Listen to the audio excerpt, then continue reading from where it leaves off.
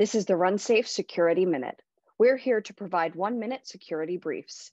Today's question is, Joe, what are the implications of the shift left movement in DevSecOps?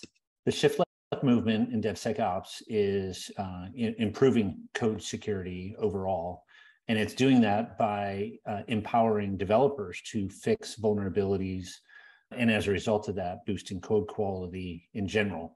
Of course, one of the downsides of that is we are starting to overburden developers who are spending more and more time on vulnerabilities themselves and perhaps less time on new feature requests and things that actually, boost, value to the users of the software that the developers are producing. So what we need to do is find a way to reduce that burden for developers, but still empower them to boost code quality.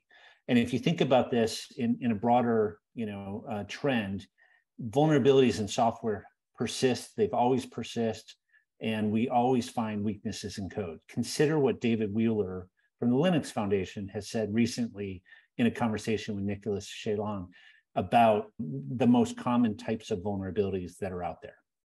The number one kinds of vulnerabilities, if you look at, if you look at, for example, what are the number one kinds of vulnerabilities from Microsoft for the last, 12 years, or Chrome, is basically memory safety issues, buffer overflows, overreads, overwrites, and use after freeze and such, occasionally a double free.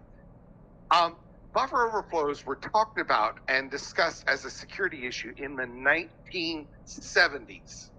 Okay? Right. They're not changing. Now, Alex, you can see, based on what David said, we don't want developers to have to repeatedly resolve memory safety issues, over and over and over again, when there's a tool like what we have at RunSafe that eliminates the exploitability of those memory vulnerabilities so that we can save developers time, even while making systems more resilient.